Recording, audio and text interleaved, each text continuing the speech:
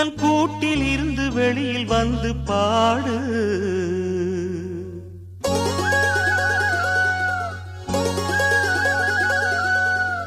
கேட்டு அதைத்தான் கேட்டு மெல்ல திரும்பும் எனது தாயின் பழைய நினைவு.